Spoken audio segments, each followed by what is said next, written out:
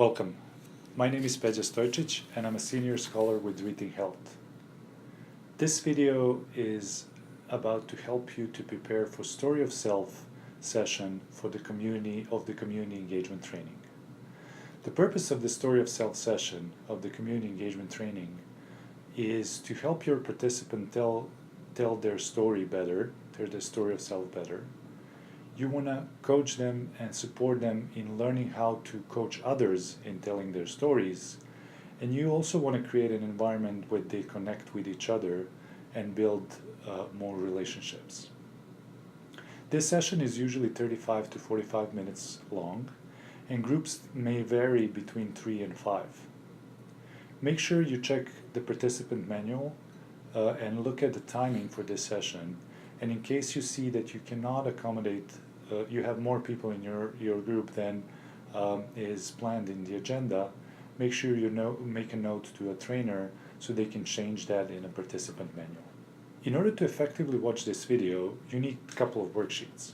First, you need a Story of Self facilitator notes, and you also need coaching tips worksheet. Now, let's walk through the agenda of the Story of Self session, breakout session of the community engagement training. First, you will gather your group. You will find your participants during the break or before, and you will gather your group and you will do a couple of housekeeping items. At the beginning, you will introduce yourself and you will welcome everyone in the group. And this will be also a chance to do something, maybe to ask them to introduce and tell their names so you can actually hear who they are and maybe learn a little bit about them. Then you will check the norms of the group and check if the norms in the group if people in the group are okay with the norms. And you can do that by just asking them, are they okay with the norms that we did in a plenary session? Or you can actually add some norms if they feel that there's something that this group in particular wants to add. Then you need to choose a timekeeper, and this is a really critical step because the timekeeper is really, really important for the sessions that we are going to do.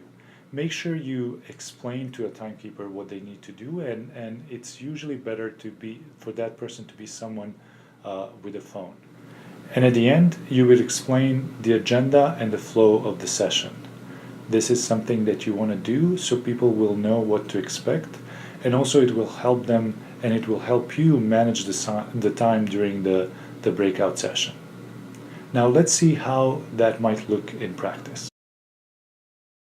This is our first small group, and as you can see here from the trainer, in this small group we're going to basically practice some of the exercises that are planned for today.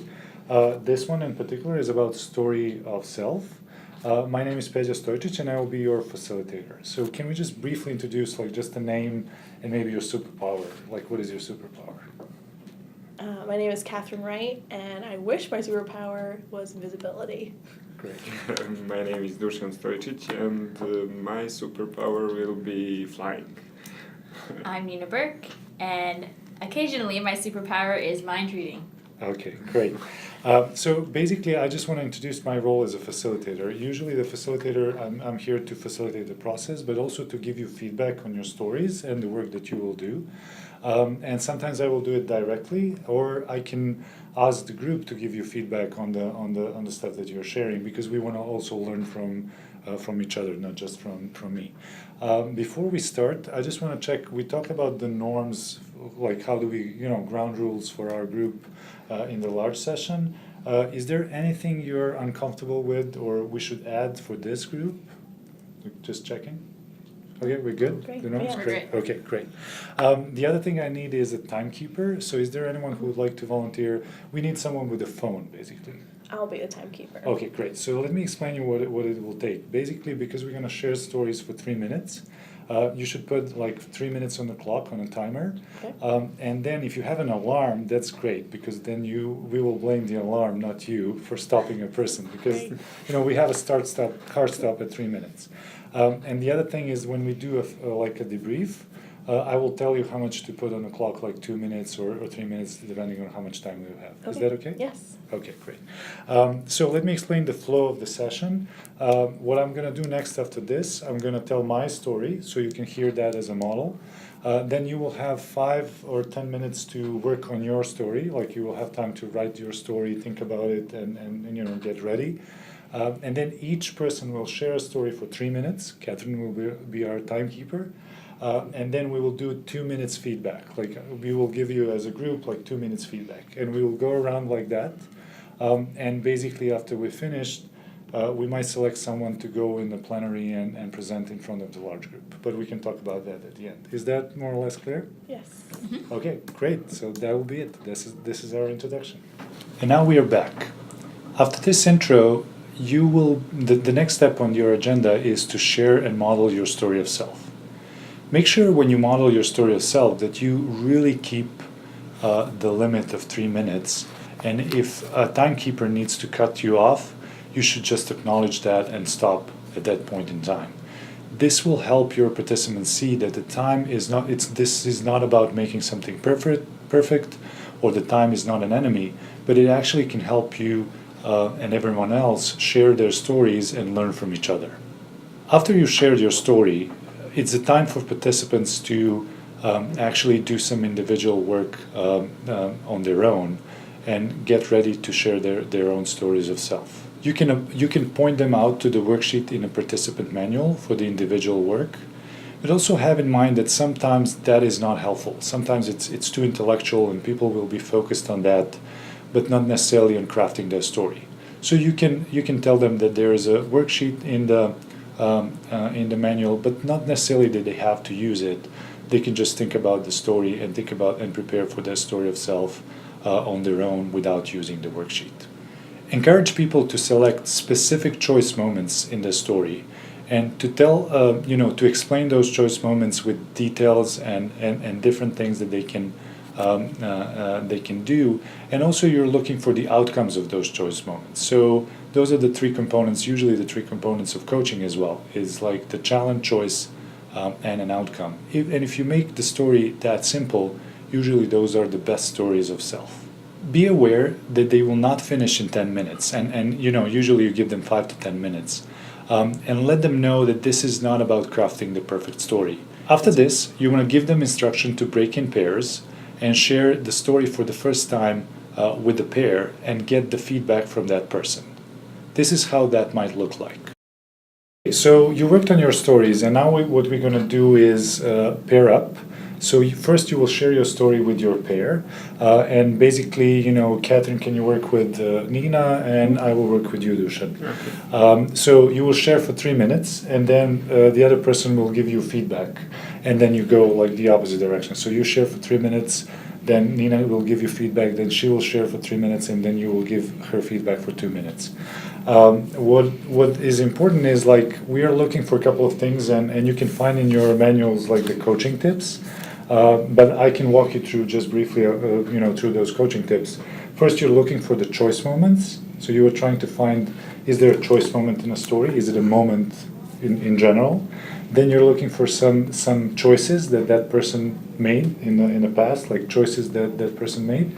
And then also you're looking for details like pictures or even like stuff that you can feel, that you can see or even smell, like if it's something. So because that makes the story a story, like those small details that you can add or you can hear. So those are the things that you're looking for, and you give your feedback based on that. Is that okay? Yes. Mm-hmm. Do you have any questions or comments about that? No. Let's do a pair share. After the pair share is over, it's time for the group to share with each other and learn from each other in a larger group. But before we go to that, I want to stop and pause for a second and ask you to answer a couple of questions just to make sure that you were following and you learned all that you need from the previous session. Welcome back. Now is the time for you to facilitate a group share of the story of self, a breakout session. Remember that the role of the timekeeper in this part is really, really crucial. You just want to encourage them to put the 3 minutes on the clock, have an alarm, and then when the alarm starts to buzz, make sure you stop and thank the person for sharing and start the feedback part. Usually people will forget to remind the timekeeper that they need to put a debrief time on the clock, like 2 minutes on the clock, and this is something that I strongly encourage you to do. In terms of facilitating the story of self, there are basically two ways you can do this. The first way is to directly coach a person. You will do that when, usually you will do that when there's no story, and you will also do that at the beginning of the session in order to help people see what the coaching might look like and what are the things that you're looking for. Let's look for an example of that. We are back, and what we're going to do now, as I said, is each of you will share a story for 3 minutes in front of the group, and then we as a group will give you feedback. So is there anyone who would like to start? Sure, I will start. Oh, okay. So Catherine will time you, and Catherine, you can put 3 minutes on the clock. And then Nina, we will hear your story, and for the rest of the group, you have the coaching sheet in your manual, so you can take a look and maybe make some notes, so you can give feedback to Nina afterwards. Is that okay? Yeah. Let's go.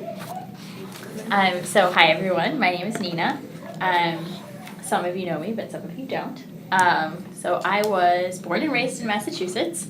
I went to undergraduate and graduate school at Boston University. And I've always been interested in the health and the medical sciences and the social sciences, so I wasn't really sure what I wanted to do with that. But I ended up going to graduate school to get my master's in public health because I became pretty interested in the intersection of poverty and health while I was in undergraduate.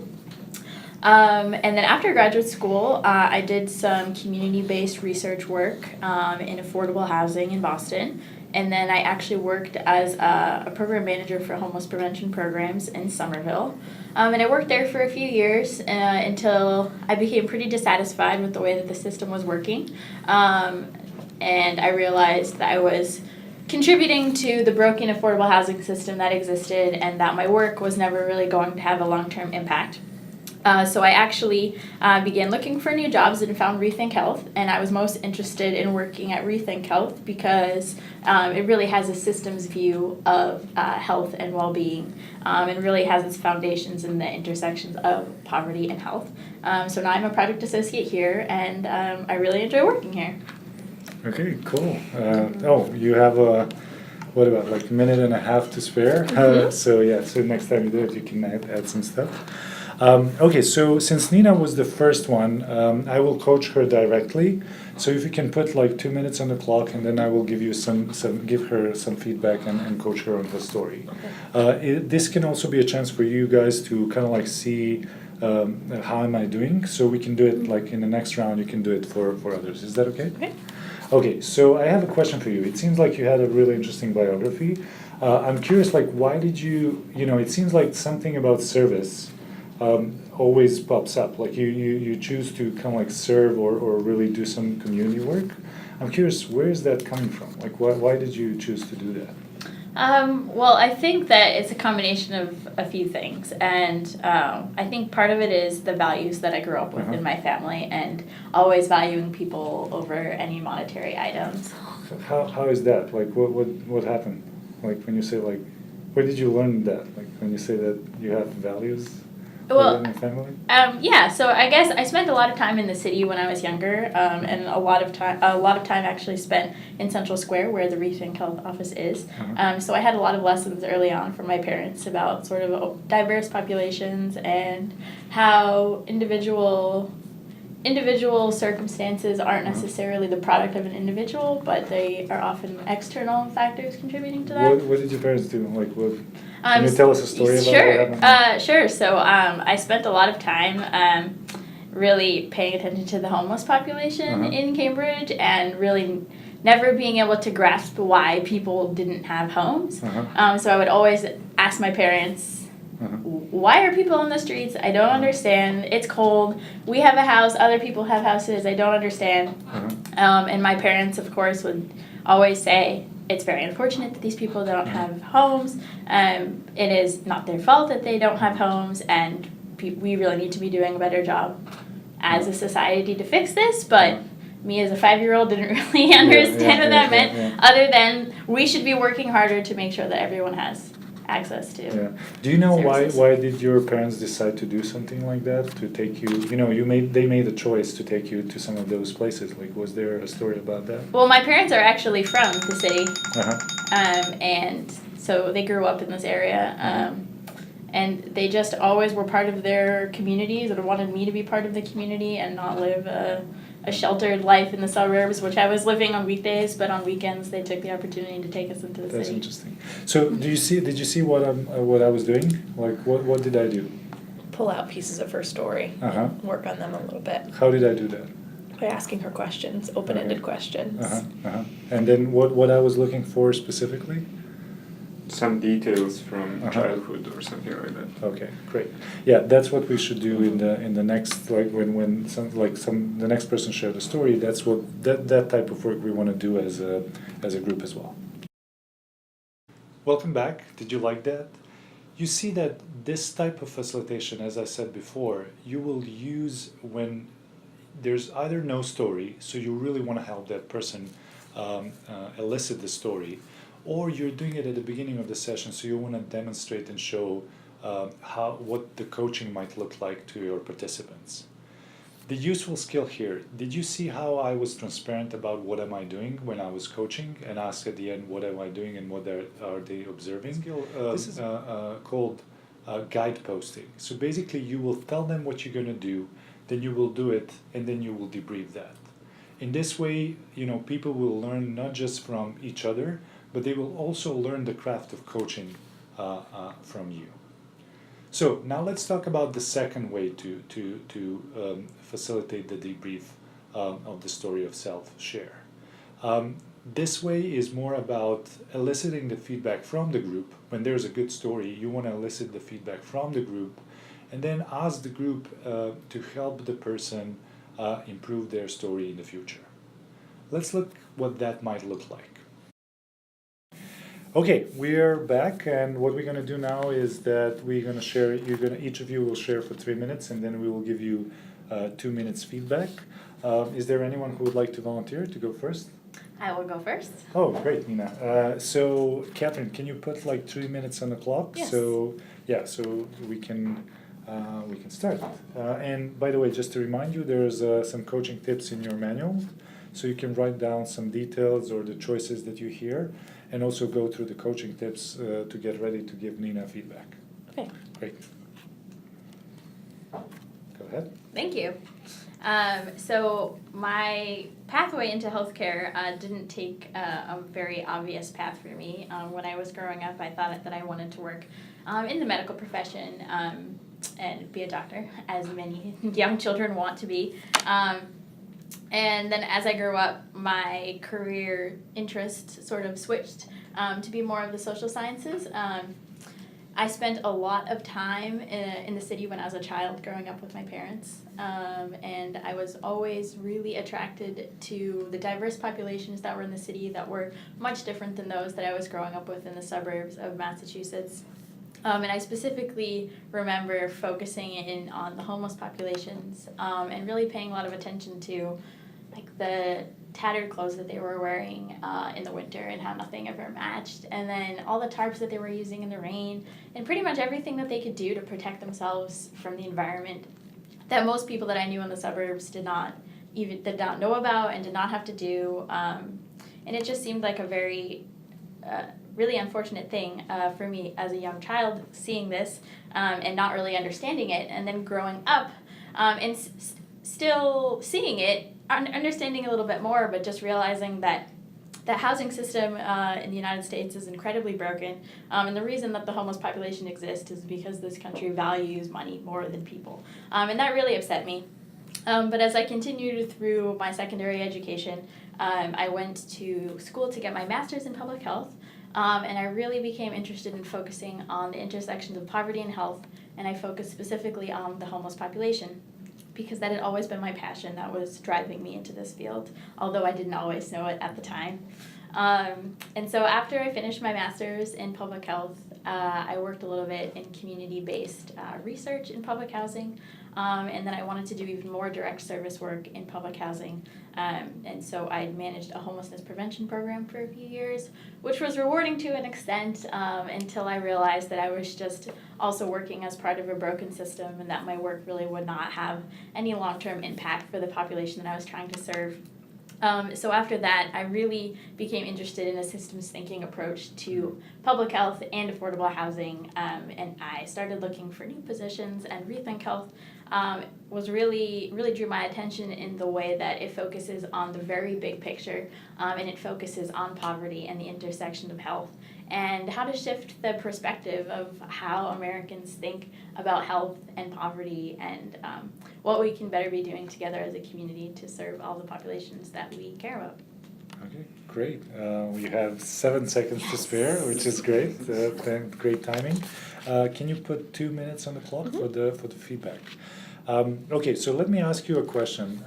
What did you hear? What was the challenge that Nina was facing that you heard from her story? What was the challenge she was facing? Dealing with the realities of the homeless population, I think, was a big, in the values that she had at home versus what she saw in the city. Where did you hear that specifically in the story? What did you hear? What do you remember? In her childhood, I think it was the realization, the simple realization that some people have homes and other people don't. Other people don't have homes. Yeah. Was there any specific detail that you remember about that? I think the description of the homeless people in the winter and the rain and just trying to, protect themselves as best they could. And You see how the details have the power in a story? Like once you mention them, they become real, and that's how we kind of like actually connect to a story as well. So what was the choice that she made in a story, from her story? What was her choice? Well, in some point she made a choice in some point she would like to be the doctor or something like that, but then like flip that choice to let's help these people, these homeless people. So it's like during their school, during your school or something like that, and the graduation school, So that was the choice. Basically. So she basically switched from one original idea to something else based on her experience. So I'm curious about, what would you like to hear more? Like, what was missing for you? I would love to hear more about, what the system that she's trying to work on, with the affordable housing and and how her values fit into that, especially at Rethink Health, and how she thinks that can move forward now with her experience and focus on poverty. Okay, so that's the place for you to improve your story. Thank you. Welcome back. As I said before, you will use this type of facilitation whenever there is a good story and you really want to help the group elicit the feedback and give the feedback to the person. Usually you will look for the simple elements, you will look for a challenge, choice, and an outcome in a story. And also you will look for specific details that will bring us and that will connect with us while we're listening to the story. The simple way to open a conversation after you hear a good story is like, what did you feel about the story? So, this is almost the end of our session. After all participants have shared their stories and that you give them feedback, or they were giving feedback to each other, you will wrap up the session and come back to the plenary. Make sure you have at least one person that had a good story that you really liked or other people liked, and tell about that person to your trainer, because they might want to call them to share their story in front of the large group. This is the end of the prep video for the Story of Self breakout session, and before you proceed and watch another video, I will just ask you to answer those questions that will pop on your screen. Thank you so much.